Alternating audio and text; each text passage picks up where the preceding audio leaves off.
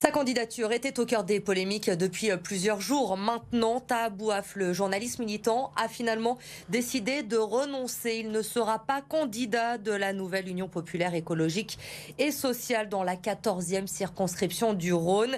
Et du coup, Michèle Picard, candidate dissidente, candidate communiste, en appelle maintenant à la raison et demande à être officiellement investie par l'Union. Lauriane Pellaou. Un abandon et beaucoup d'interrogations. Après le retrait de Taha Bouaf, restent désormais deux candidats à gauche, le socialiste Lotfi Ben Khelifa, mais surtout la maire communiste Michèle Picard, qui espère bien convaincre la nouvelle Union populaire écologiste et sociale de la soutenir. Cet ancrage ici est une chance pour faire gagner la gauche sur ce territoire. Les habitants ont besoin de quelqu'un d'ancré sur ce territoire, qui connaît les salariés, les habitants, les entreprises et qui peut porter leur colère, leurs aspirations, leurs besoins, leurs attentes. Pour le Parti communiste de Vénissieux, c'est l'occasion d'entamer de nouvelles discussions avec l'Alliance de la gauche. Aujourd'hui, je suis dans les faits. La France insoumise a dû retirer son candidat. Il faut gagner à gauche cette circonscription. Les forces de droite se mettent en place. Et nous sommes disponibles pour mener cette bataille avec une candidate qui est, je crois, la candidate maximum. Michèle Picard, avec une gauche rassemblée, a battu 2 fois Yves Blein et le Rassemblement national sur la ville en 2020 pour les élections municipales et sur la circonscription métropolitaine. De son côté, la NUP a déjà tranché. C'est la France insoumise qui choisira sa candidature et personne d'autre, écrit Manuel Bompard sur Twitter, le numéro 2 de la France insoumise.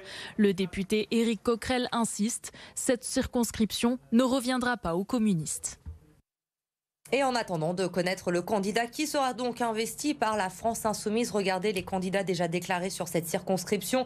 Yves Blein, le député sortant, La République En Marche pour Renaissance maintenant, Michèle Picard, donc Lotfi Ben Khelifa pour le Parti Socialiste, Damien Monchot, le Rassemblement National, Réjeanne Cloupet pour les Républicains, Bruno Attal, Reconquête et Olivier Minoux pour Lutte ouvrière.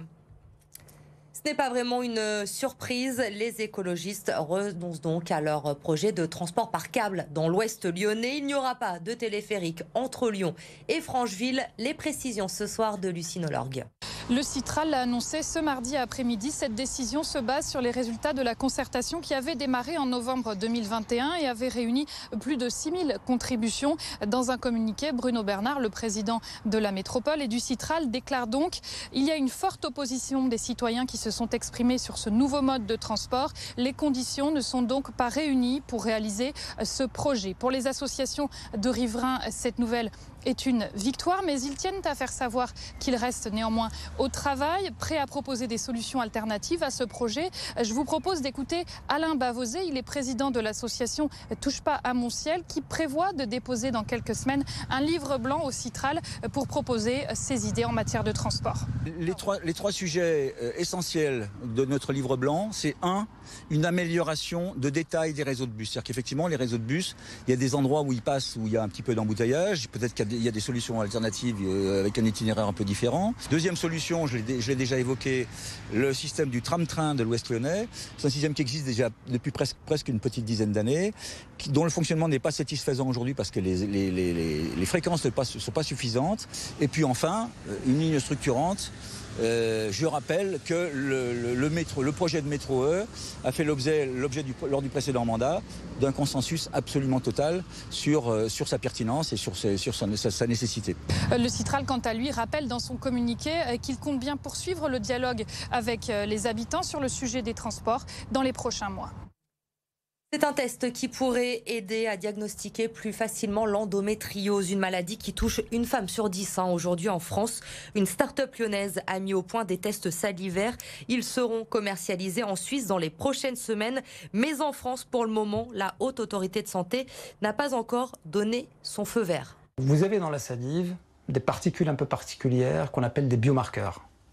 C'est-à-dire qui vont permettre de distinguer une personne qui est malade, qui a la maladie, une patiente de quelqu'un qui ne l'a pas. Et c'est ça qu'on va chercher à observer, qu'on va chercher à récupérer grâce à des machines un peu particulières qu'on appelle des séquenceurs de nouvelle génération. La particularité de notre travail, ça a été de regarder beaucoup de biomarqueurs. Donc on en observe des milliers. Et c'est parce qu'on observe des milliers qu'on arrive à avoir une performance diagnostique, une fiabilité élevée. Dans le reste de l'actualité, vous l'avez forcément remarqué en allant faire votre plein, les prix à la pompe repartent à la hausse, plus 6 centimes rien que la semaine dernière. Et dans certains services du département du Rhône, le diesel est repassé au-dessus des 2 € le litre. Stéphanie De Silgui et Damien Charton. Près de 100 € pour 50 litres de gasoil. Après plusieurs semaines de baisse, la nouvelle hausse des carburants se confirme. En moyenne, les prix à la pompe ont augmenté de 6 centimes le litre la semaine dernière. De quoi se rapprocher des records de prix observés juste après le début de la guerre en Ukraine. Dans cette station du 7e arrondissement, des automobilistes confient avoir adapté leurs déplacements face aux hausses successives. C'est ce qu'on me demande, de toute façon. Je vais faire des trajets utiles et réfléchis. J'évite de rouler trop souvent, je la prends que pour aller au travail et puis après je prends les bus, le tramway pour éviter justement de trop avoir à aller à la pompe. Des changements d'habitude pour faire baisser la facture, mais également de véhicules. L'an dernier, ce particulier a décidé de troquer son diesel pour une essence. On habite en ville, donc il n'y a plus trop d'intérêt d'avoir un diesel. On a senti que ça augmentait petit à petit. Et surtout pour la ville, ça abîme moins les voitures d'avoir une essence qu'un diesel quand on fait pas beaucoup de kilomètres. Les automobilistes peuvent bénéficier de la remise de 15 à 18 centimes mise en place par le gouvernement jusqu'au 31 juillet prochain. Un mécanisme plus ciblé pourrait ensuite être envisagé. Des boîtes à histoire pour donner envie aux jeunes de lire, mais aussi d'écrire. La métropole de Lyon va en installer une trentaine dans les collèges d'ici la rentrée prochaine. Certaines sont même déjà en place. Reportage dans un collège lyonnais, Victoria Garnier. Il suffit de presser un bouton pour accéder à des centaines d'histoires. Les feuilles rouges et jaunes se couchent sur la terre humide, épuisées de la vie. Le soleil se couche, solitaire sur la mer, douce poésie qui me berce. Ces haïkus, des poèmes japonais, ont été rédigés par les élèves du collège Professeur d'Argent avant d'être numérisés dans ce cube. Maintenant, ils peuvent en profiter version papier. Ça nous a fait plaisir avec notre prof de français d'écrire ce genre de trucs, c'est tout petit. C'est un peu simple, c'est vraiment bien, quoi, en fait. Moi, je le pensais souvent, mais je n'écrivais jamais. Et là, j'aurais pu maintenant écrire ce que je pensais sur un papier. Pousser les élèves à écrire et les intéresser à la lecture, voici toute l'ambition de ces petites boîtes oranges. Le premier levier, c'est effectivement le papier en impression aléatoire. Le deuxième levier, c'est le cours, parce que vous pouvez considérer ce que vous avez à lire et vous savez que vous allez arriver au bout. Voilà, le livre a parfois, dans certains milieux, pour certains jeunes, pas beaucoup droit de citer. Et du coup, il peut être un peu impressionnant, il est assez sacralisé. Et donc, c'est une façon de rendre l'accès à la lecture et à la littérature et à la fiction plus facile. Voilà. Ces outils seront déployés dans 28 établissements d'ici la rentrée de septembre. Ce sont 350 classes de la ville qui pourront en profiter.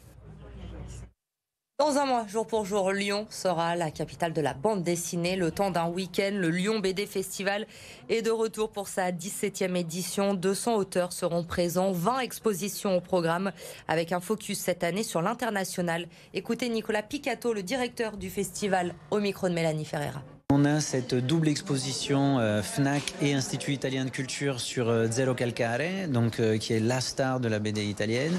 On a l'auteur culte Ralph Koenig qui vient à Lyon, c'est un phénomène international, cet auteur allemand.